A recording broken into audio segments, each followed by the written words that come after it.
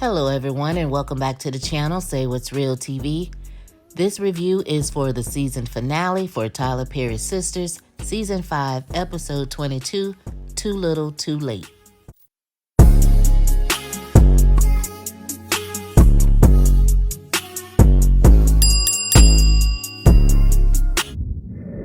So we open up the episode where we left off last week with Zach confronting Fatima about having a 9-year-old son. Fatima, she's playing along with it the whole time, like, yeah, and what? Like, what about it? I do. And Zach, he's like acting a donkey and can't believe she's acting so nonchalant about it. He's like, I need you to tell me about it. And she's like, there's nothing to tell. So they go back and forth with that whole banter. And the bottom line is Fatima was playing a joke on Zach and had someone come to the door to say all of that to get the reaction that she's getting now. And he ends up saying, well, just don't let that happen again. And she was like, oh, finish that. And he said, oh, okay, I get you. Basically letting him know how it feels for someone to come just out of the blue saying that they're pregnant or have a child from, the other person. So Zach says, okay, I get it. Now he's relieved, but he told her, how can you possibly say you didn't like the little kid or whatever? And she was like, that was a lie. She said, I'm not that cold. He said, well, that is triggering for me because my mom don't like me. So she tells him, well, speaking of moms, I have Heather coming over later on tonight, so they can discuss the whole agreement thing. So Fatima, she's still trying to get her lunch. She want to get something to eat. She's hungry. Zach over there trying to come up off his little anxiety attack he was having. So the two of them finally go out to get some lunch. So we go over there to the salon where Karen finally goes outside after seeing all the commotion with Jennifer and Aaron. So when Jennifer sees Karen, she's like, hey, girl. I'm like, girl. So Aaron was like, Karen, please go back inside. Please. He's begging Karen to go back because he don't want her to be a witness to what the hell's going on. So Jennifer is like, no, girl. Still calling her a girl. No, girl, don't go out. Don't go back inside. Talk about, oh, he's with you too. He's with you too. That's what he does. He makes you feel like you're the only one. I know because he did the same thing to me. The whole time, Aaron is begging and pleading Jennifer to leave. Like, go, just go. I swear to God. And she was like, I'm not leaving, John. I'm not leaving. He's like, I'm not playing with you. She said, what you gonna do, have me arrested? And she steady calling him John, talking in Spanish and all this and that. And she's telling Karen, don't trust him. I'll tell her all what you did. And he was like, enough. She was like, you want to know what he did? And Karen and Pam looking like, And Aaron just like, enough, just go. She said, F you, mofo, and hauled off and slapped the hell out of his ass, leaving Pam and Karen shocked and appalled at what they're witnessing. So Jennifer, she ends up running off. And now Aaron's sitting there rubbing his jawbone, don't know what to do, shaking in his boots. So now Aaron has to face Karen, so he is so apologetic, like, Karen, I'm so sorry. Karen is like, well, what is that? And he says, I'm going to explain. I will explain, just not right at the moment. So Karen is like, what do you mean not right at the moment? He's like, look, I got to go file a police report and I'll explain everything later. And Karen was like, well, who is that? Aaron says, she's some woman that's been stalking me. So as soon as he says that, me, Pam, and Karen were like, stalking you? Like, yeah, right. Like, who you think you fooling? So Aaron, he promises Karen that he is telling the truth and that he just needs to go file his police report. He'll call her later and he's going to explain everything. Now, although Aaron could be telling the truth, the optics, they don't look good. So it appears on the outside looking in, Aaron, you're lying. But, hey, we didn't get any answers, so we are left to assume what the hell we want to assume for the next several months because we want to know, who is Jennifer? Why is she calling him John? How long has she been quote unquote stalking him? Does he have a restraining order? How many other police reports have he filed? Is this the first one all of a sudden? Since Karen know about it now, is this your first time trying to file a report? Or do you have several reports? Because if she's been stalking you, then you should have more reports than this particular one, right? How does she know where you are? But I guess if she's stalking you, that means she knows where Karen lives also. I mean, Aaron tells Karen to trust him, but Jennifer clearly told Karen don't trust him. So are we to trust Aaron or are we not? I guess we won't know until season 6. So as Aaron is leaving, Pam and Karen are standing there trying to digest what just took place.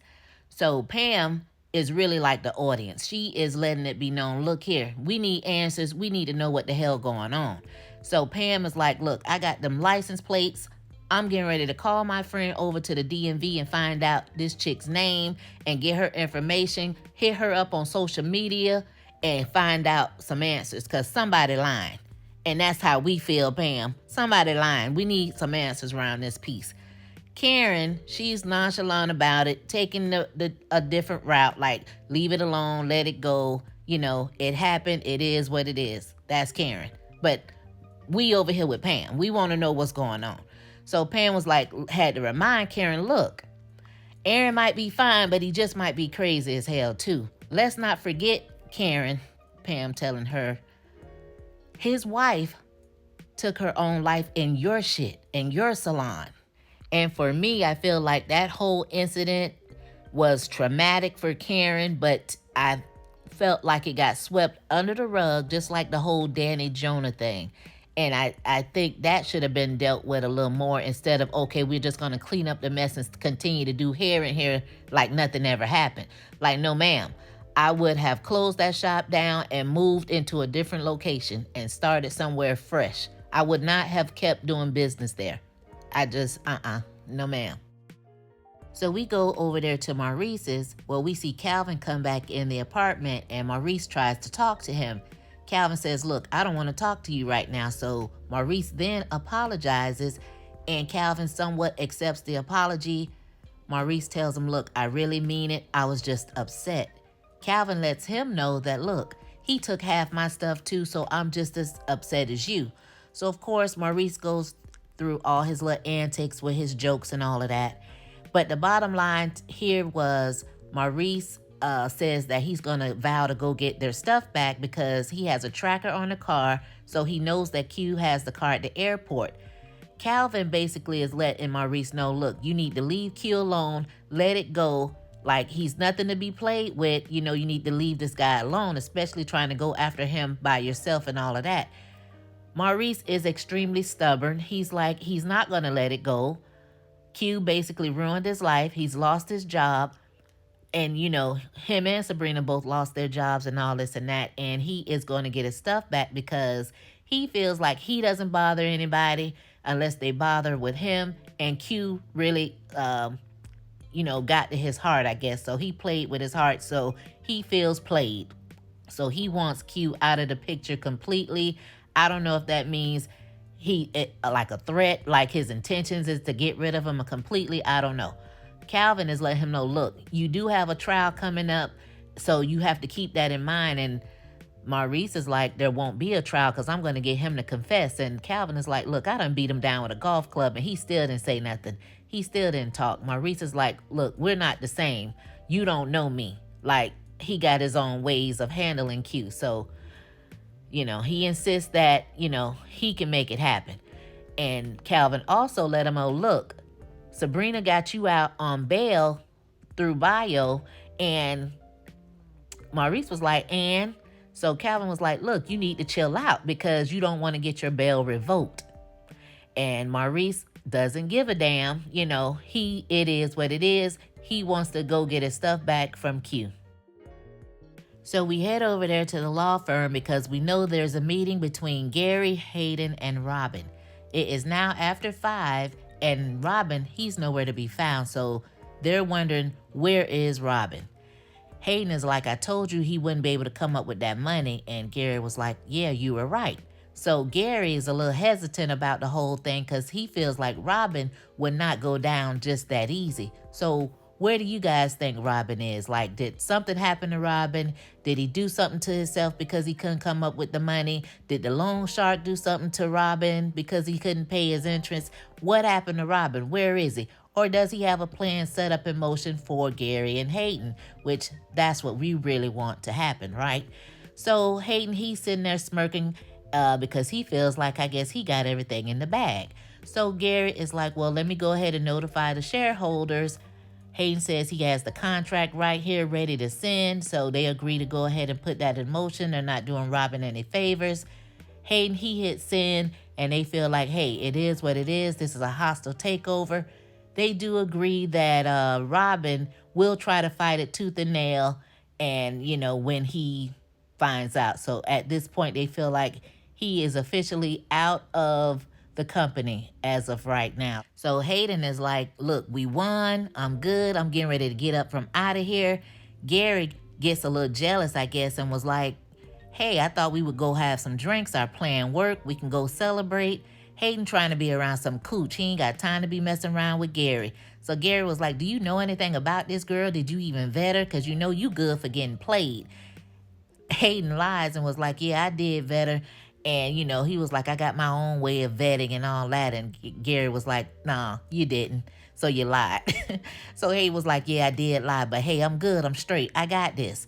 Gary says, do you want me to look into her background? Like, Gary, what grown man does that? Worrying about another man coochie. He didn't say he was going to marry her tomorrow, which, hey, that's how he acting. But he didn't tell you that. So why are you worried about who he messing with? That's none of your business. Why? Because he's not your little puppy dog. He's not at your little beck and call because you feeling lonely until you can go have your booty call with Andy later on that night. You got to sit and wait for her to call you. So now you need to have a little doormat or somebody to chill with until you get your phone call from Andy. Like, you worrying about the wrong thing. Let Hayden mind his own business. And if he happy, leave him the hell alone. Gary is so annoying. And y'all already know that Gary don't give a damn about Hayden telling him he got this. He is going to take it upon himself and look into Tamara's background anyway because that fool not happy. Misery loves company, don't it? So after coming out of Hayden's office, Gary just so happens to run into Andy. So he's like, well, can I come over tonight? And she's still playing that little game like, I'll let you know. Child, girl, stop it. So they're skinning and grinning and flirting with each other, and he leaves. So out comes Fatima leaving work for the day, and, she's all frowned up at Gary like, he works my everlasting nerves. And Andy was like, well, you let me know every chance you get, and will continue to do so, Fatima. Somebody got to tell her. So she wants to know if Fatima and Zach are good, and Fatima's like, girl, we are great. She said, remind me to tell you the lesson that I taught him. And again, Fatima, you don't have to tell everything. You don't have to tell Andy everything, okay? So Andy wants to know if Zach is okay. Like, you ain't do nothing to him, right? She was like, girl, he fine. So Zach, he finally makes it over there to Karen's salon. So he asked Pam, like, where was Karen? Because he needed to talk to her. And Pam was like, well, she's in the back, but she's in some type of mood. Zach says, well, when is she not in the mood? And she was like, well, this is different. Aaron, preacher man, had a whole woman out front. Pam talks so much. Zach was like, I don't want to have nothing to do with that. Like, leave me out of that. So she said, go on back there and get your head cut off then. And she said, and don't be back there messing that room up either. And don't be back there effing. He said, really, Pam? She said, yeah, because I got to be the one to clean it up. He said, well, I heard about you back there too. So the both of them, they go to laughing at each other. And she said, and keep your mouth closed because you talk too much. He said, me? I'm like, Pam, really? You just sat there and told your girl business to Zach. Like, out of all the people to tell that her current man had another woman out front, you gonna go and tell Zach? Like, girl, you is messy. Pam is out of control. So Zach, he gets in the back with Karen, and when she sees him, she's instantly annoyed. And he tells her, look, I didn't come to cause trouble. I just came to apologize. So she was like, okay, well, you've done that, so now you can leave. He says, look, I'm really and truly sorry. She was like, well, I'm really and truly not going to sign these papers. And she tells him he hasn't been sorry to her a day in his life. Otherwise, they wouldn't be in that situation for her to have to sign the papers in the first place. So he's going on and on like he's really trying to apologize to her. And she was like, are you trying to apologize to me about the way he acted in the restaurant? He was like, yeah, that's what I'm trying to do. And she was like, well, Look, if I decide to sign the papers, I'll let you know. And he was like, why are you being like this? And she was like, look, you can leave, like, go.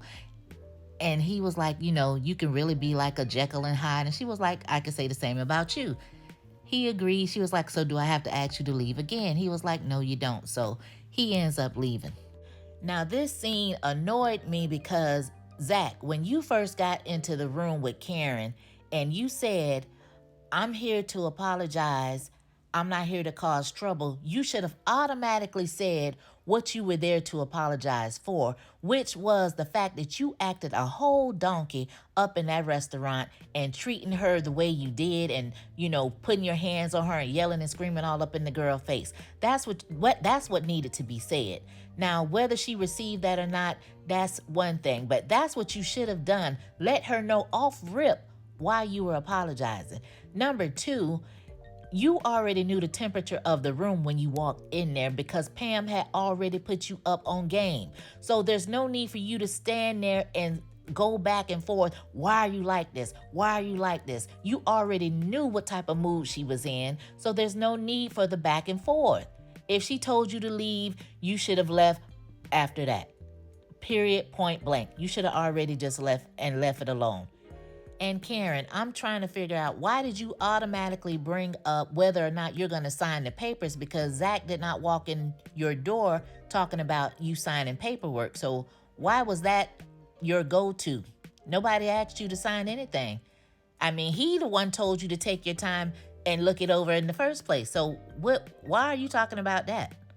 Was that because you were thinking about what happened with Aaron?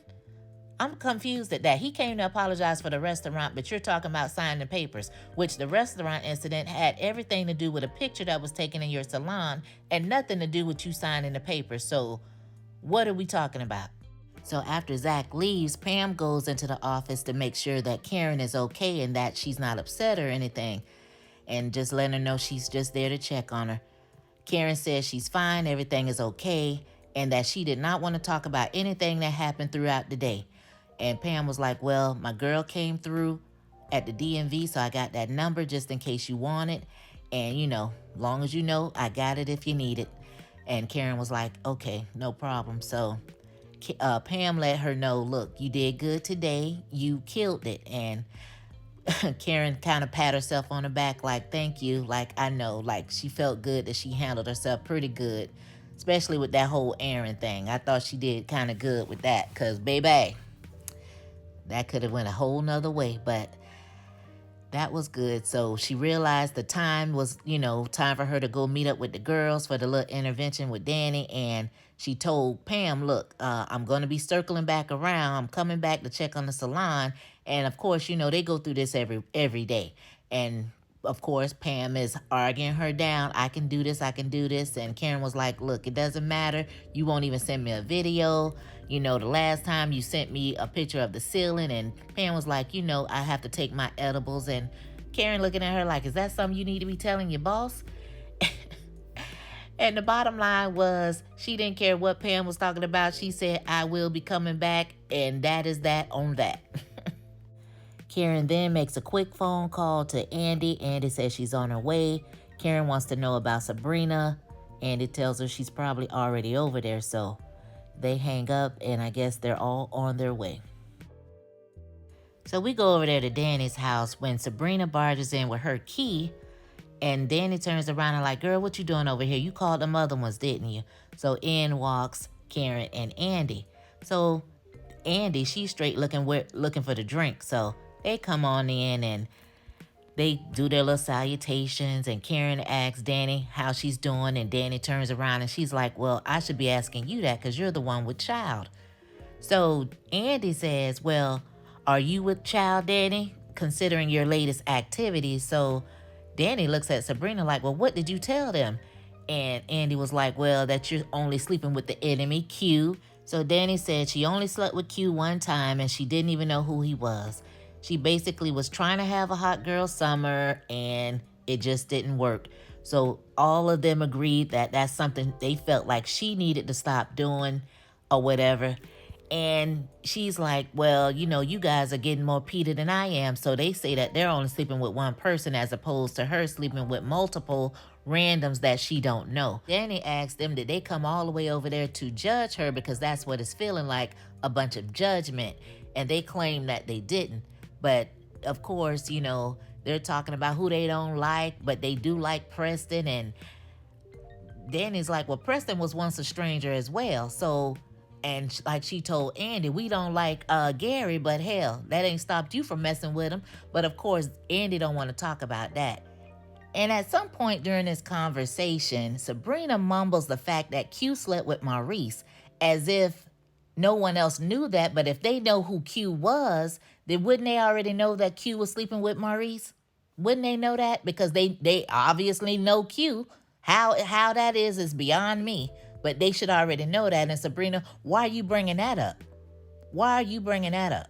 Like Danny said, girl, I don't want to keep hearing about that. You don't have to remind me of that. Like, that's just like another dagger. So going back to the whole body count thing, Karen, she brings up some frat party that some guys tried something with Danny that apparently was not good. They said some things about her. It was a sad situation. Danny says she remembers it all too well because, yet again, she was there. So Karen then says that Danny was uncomfortable with her weight and that she was seeking confidence in a lot of dangerous situations and letting the wrong people know about it, and those people end up taking advantage of her. So Danny says, well, how do you know I wasn't using them the same way they were using me? Karen says, well, you said that back then too. So Danny goes into her whole thing, well, when men do the same thing, nobody's trying to give an intervention or say anything about it. So Andy says, look, that's not what this is all about. They all start saying that they're there because they love her and that they care about her and all this and that and the other. Which that should have been said like off top. Like not about Q, not about college, none of that. We're here because we care. That should have been said at the gate. Andy's saying like, oh, if you want to have your hot girl summer, just have it. We just want you to be safe. If you don't want to be with Preston, you don't have to be with Preston, that is fine. Like, why you couldn't say that when you came in the door? Like, why we had to go through all this other stuff? So Danny, she's being quite facetious. She's like, well, oh yeah, I'm feeling all the love. And she's like, well, are we done here? Because look, I got a date. I met him on the gram. We need to wrap this up. So Sabrina says, we can't talk to her when she's like this. And Danny said, no, you sure cannot. You're not going to talk to me like a child, like your life's so picture perfect and I'm supposed to just sit at your feet. I said, I know that's right.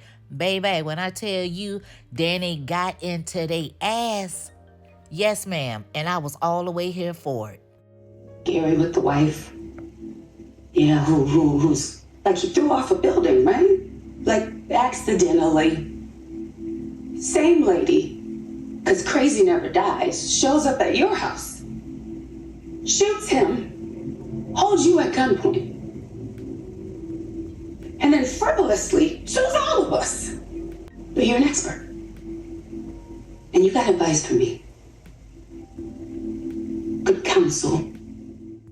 Danny went on, got into Andy's behind, talking about Paris and his grandma's house, talking about Robin. She got on Sabrina's neck, talking about Calvin and the vibrator and how she got caught having sex with the other dude, that cry wolf. Then she went on to Karen, talking about how she messing with a man who ex-wife, unalived herself in her shop, and how she don't even know who her baby daddy is, whether it's the preacher man's or her ex. So basically, Danny was letting them know, y'all need to sweep around your own front door before you come worrying about mine. So Danny pretty much pulled a Coming to America. She was like, F you, and F you. Told Sabrina, you always the victim. She said, this is some BS. Y'all come in here and attack me in this very house where someone else, talking about Jonah, came in here and attacked me, slapped me around repeatedly, spit in my face like I was a dog, and it feels like deja vu. So y'all could just go ahead and get the hell up out of here and be gone. So Sabrina says, that's not going to work on us. Now, I felt some kind of way about Sabrina saying that, Because I felt like Danny, that was her reaching out. That was letting them know that she was hurting. That was her pain. That's how she felt. She didn't get any kind of comfort from that, just some words they were spewing from across the room. But when Danny was talking to Karen about her issues or her not knowing who her baby daddy is, the first thing Andy did was try to comfort Karen and put her hand on her shoulder like it was going to be all right. Not one person reached out to Danny to try to give her a hug or any kind of comforting type gesture. Just look at her with some nonchalant look, especially Sabrina. Nonchalant, like, girl, it's whatever. So they go around the room like, we love you. We're sisters. You could be mad all you want, but, we're not going anywhere, this and that and the other. But nobody tried to comfort her. There was no comfort in that. It was just some words saying, we're going to be here. But you can reach out to Karen just from those words there. So Danny was like, fine, sisterhood, right? Sisters, okay, well, since y'all won't leave, I'm going to leave. She goes to get her keys and she proceeds to haul ass. They keep telling her, we'll be here when you get back. She basically told them, don't be here when I get back. And she left. So we go over there to Zach and Fatima's, where Fatima comes home from work. Zach's still salty about her pulling a prank with the Joey thing, and Fatima steady laughing, telling him that's what he get. So she tells him to get the door because we already know that Heather is coming over there. So he goes to get the door. Heather comes in. So she sits down, and apparently she forgot the conversation she had with Fatima earlier. And she's like, well, what's this all about? And she said something about she has a lawyer. And Fatima was like, no, you don't, remember? She was like, well, maybe I can get another one. So Fatima tells her, well, that's fine, but maybe you should just talk to Zach first. So when she looks at Zach, Zach is all frowned up, looking at her like, ugh. And she said, why is he looking at me like that? Do I need the police? And Fatima have to calm Zach down, like, stop it. So he was like, I'm just going to be calm. So he was like, I just want to talk to you about child support. So Zach tells her he has his attorney drawing up a deal. So Heather was like, well, how much? He was like, how much? Like, that's all she worried about. So he tells her $2,000 a month. She was like, for real? So Heather was like, well, shit, where do I sign? And Zach said, seriously? She said, hell yeah, I'll take that all day long. And they looking at her like, shaking their head. And Zach was like, and I want to see my child every weekend. She said, tuh, you could get them all year long. Hell, I could go get them for you right now if you want me to. Child, when I tell you Heather was happier than a kid in the candy store, Zach couldn't believe it. He like, man, give her these papers so she can get these papers signed. Fatima told her, look, you need to have somebody look over the papers, get them signed and bring them back to us. Do you know somebody? And Heather looking like, like, yeah, right. Heather finna go sign them papers and bring them right back and pretend like somebody looked over them for her. But she's all happy, talking about, ooh, I got a deal. And she jump up to try to hug Zach. And Fatima's like, whoa, that's what we're not going to do. She was like, oh, yeah, I guess she forgot where she was at. She was so happy. So after Heather leaves, Zach, he sits there trying to contemplate, why is Heather so thirsty or why is she like that? And Fatima told him, don't do that because you picked her, And he was basically like, it was just one crazy night that happened. And now here it is, 18 years he has to deal with her or whatever. But really it's like 15 because the little boy 3, right? And I'm trying to figure out, as thirsty as Heather is for money, seemed like she would have went after Zach whether he had money or not, the way she acting about them $2,000. But anyway, so Fatima basically let him know, look, it's just life. It is what it is. He did tell her that he did talk to Karen. Karen said she wasn't going to sign any paperwork. Fatima was like, I already knew that. So how is it that Zach offered Karen $3,000 and only offered Heather $2,000? Like, make that make sense to me. So the two of them decide they're going to deal with whatever's coming their way because it is what it is. And they tell each other they love them. And Zach was like, well, let's go get ready for these kids. And Fatima was like, well, we're going to need us a bigger house. So it's basically Fatima from here on out. So now we get a scene with Danny. She's in the car trying to get a peace of mind. And here comes Preston calling like, what do you want, Preston? What do you want? I don't get it. So she's like, yes, Preston, may I help you? He's like, oh, what's wrong with you? She's like, look, I don't want to meet that girl. And he's like, I don't want you to meet her, whatever. I just want to get some clothes from your house that I left from over there. Danny like, child, I'll put your clothes outside in the box, okay? Like, Danny don't have time for that. She is not in the mood. He's like, well, what's wrong with you? She's like, don't worry about all that. He talk about this conversation getting old. Hell, tell us about it. We, the audience, we're tired of it. Yes, it is. You are correct.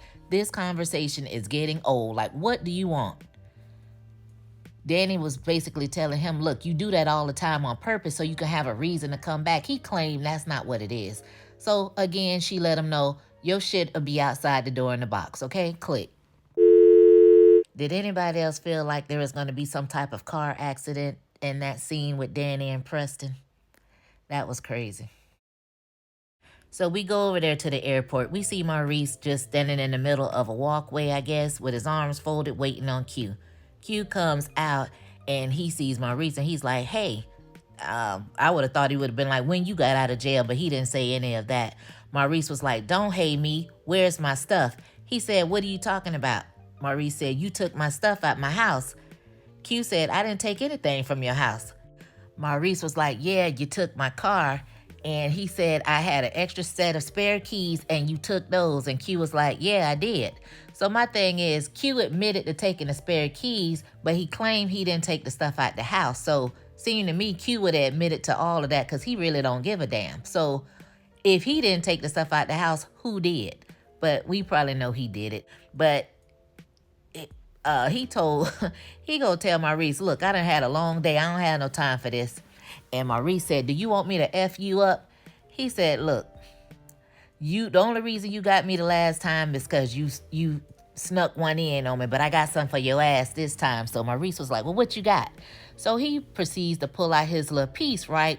And they get to tussling. They tussling.